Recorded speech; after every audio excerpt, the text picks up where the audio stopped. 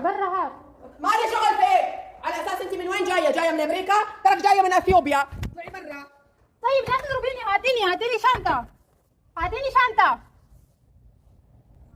ትወረውረኛለች እንዴ? መገን ሳውዲ አረቢያ እናንተ እስከዛሬ ድረስ የምንሰደበው የምንደበደበው እኛ ዜጎቿ ብቻ ነበር። ዛሬ ደግሞ ከኛም አልፎ ሀገራችን እየተረገጠች ነው ማለት ነው። አራላህ የኛንም ሹፈን። በነገራችን ላይ ልጅቱን አለማድነቅ አይቻልም። አስባችሁታል? በዚህ አጣብቂ ሁኔታ ውስጥ ሆና ምን እንዳደረገች እንግዲህ ሁላችንም አይተናል ሰምተናል ማለት ነው። በዚህ አጋጣሚ ኮንትራት ቤት የምትሰሩ እህቶቼ የሆነ ችግር ሲፈጠር በጉልበት በልህ ለመዋጣት ከመሞከር ይልቅ የሚጠቅማችሁን ልክ እንደዚህ ጀግናታችን ለማስረጃ የሚሆን ነገር ያዙ ማለት ነው። እንዲሁም እባካችሁ ለመዳሞች ብር አታበድሩ፣ ደሞዛችሁን በየወሩ ተቀበሉ። የመኖሪያ ወረቀታችሁ መሰራቱንም አረጋግጡ። ብዙ ሰዎች የመኖሪያ ወረቀት ባይሰራ ችግር የለውም፣ ምክንያቱም መጨረሻ ላይ እነሱ ናቸው መንግስት የሚይዛቸው። ሞኛ ያደረጋችኋቸው እንደ እነሱ የሚያዙ። እነሱ ላለመያዝ ሲሉ እናንተ ምን እንደሚያደርጓቸው አታውቁም። ስለዚህ ጠይቁ ማለት ነው። አሰላሙ አለይኩም ወራህመቱላሂ ወበረካቱ። ክርስቲያን ወገኖቼ ሰላም ብያለሁ። እንዴት ናችሁ? እኔ ያለው አልሐምዱሊላህ። ሜሙሻ ቃሊት ነኝ። ዛሬም በአዲስ ቪዲዮ መጥቻለሁ። አብራችሁኝ ቆዩ። ለቻናሉም አዲስ ከሆናችሁ ላይክ፣ ሰብስክራይብ በማድረግ ቤተሰብ ሁኑ። ውድ ቤተሰቦች፣ የአገሬ ልጆች፣ ዛሬ የመጣሁበት ደግሞ አንድ የሚያሳዝን ቪዲዮ ነው ማለት ነው። እንግዲህ እንዲሁም የዛሬው ቪዲዮ ከእስከዛሬው ቪዲዮ ለየት ይላል። እሱ ምንድነው? እስከዛሬ ድረስ አንድ ሰው እንግዲህ ባጠፋው ነገር ሊሰደብም ሊቀጣም ይችላል። ግን ደግሞ ያለ ጥፋቱ አንድ አካል እንደዚህ ከፍ ዝቅ ሲደረግ ስትሰሙ እንደ አንድ ዜጋ የሚሰማችሁ ስሜት አለ ማለት ነው። እንግዲህ ጉዳዩ የተፈጠረው ወደ ሳውዲ አረቢያ ነው ማለት ነው። አንዲት መዳም ቤት ውስጥ እየሰራች ያለች እህታችን ድንገት ሳታስበው መዳሟ በጣም እየጮኸች በተደጋጋሚ ጥላሂ በራ እያለቻት፣ ልጅቷ ግን እያደናቆረች ዝም ብላት ነበር ማለት ነው። ከዛ በመጨረሻም ጥላሂ በራ ስትላት ኸር አለቻት። ውጭ እኮ ሙቀት ነው፣ እንዴት ነው ውጭ የምትኝ ስትል ምን እንዳለቻት ምን እንደመለሰችላት አረቧ ሰምታችኋል። ለዚህም ነው እስከዛሬ ድረስ የምንሰደበው እኛው ብቻና ብቻ ነበርነ፣ ዛሬ ግን አገራችን ማሰደብናት ያልኳችሁ ማለት ነው። እንዳልኳችሁ ልጅቷ የሆነ የራሷ የሆነ ችግር ሊኖርባት ይችላል፣ የሆነ ጥፋትም ሊኖርባት ይችላል። በጥፋቷ መወቀስም ሆነ መቀጣት ችግር የለውም። ግን ሀገር ላይ ዘላ ቁብ ማለት የፈለገችው ለምንድን ነው? እኔ አላውቅም። ማለት መቼም አንዲት የሳውዲ ዜጋ ግን በዚህ ልክ ትላለ ብዬ አላምንም።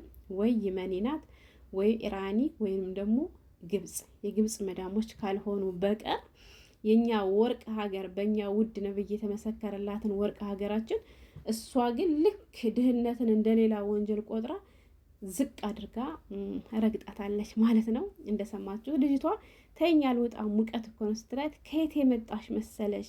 ከአሜሪካ የመጣሽ መሰለሽ እንዴ? ከኢትዮጵያ እኮ ነው የመጣሽ ብላ ዝቅ አድርጋ ልጅቷን እንግዲህ እንዳያችሁት ሻንጧን ቀምታት፣ ሻንጣም ከመቀማት አልፎ አትምቺ ሁሉ እያለቻት ነበረ እየገፈተረች። እንግዲህ እሷ ባለሀብት ስለሆነች ባለ ጊዜ ስለሆነች ከቤቷ አስወጥታታለች ማለት ነው። እና ወላይ በጣም ነው የሚያሳዝነው ለመናገር። እኔ አሁን ላይ ሳውዲ አረቢያ ላይ ያሉ የምን ሀገር ዜጎች እንደሆነ አላውቅም፣ ሳውዲ አረቢያ ላይ ያሉ የምን ሀገር መዳሞች እንደሆነ አላውቅም። ለምን ብትሉ በአብዛኛው እህቶቻችን አሁን ላይ በሳውዲ አረቢያ የሚኖሩት አንድም ሰው በቃ የሚያመሰግን አሰሙም። ሁሉም አማራሪ ነው።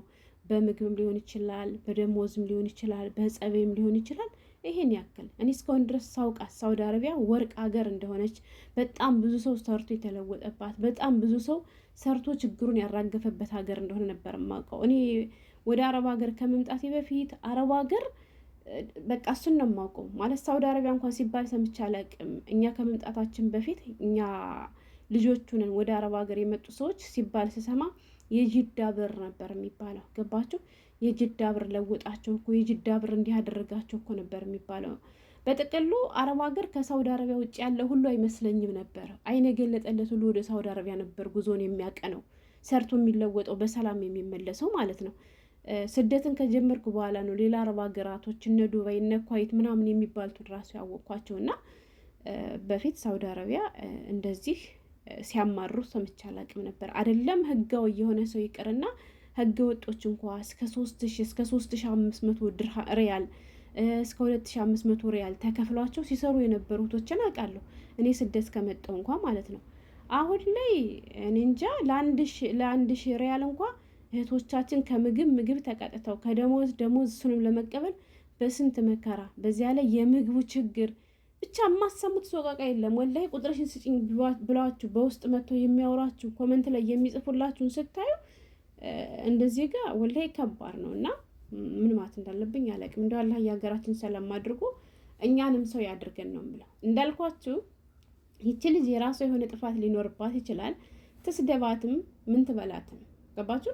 ግን በዚህ ልክ የልጅቷን ጥፋት ሊኖርባትም ላይኖርባትም ይችላል።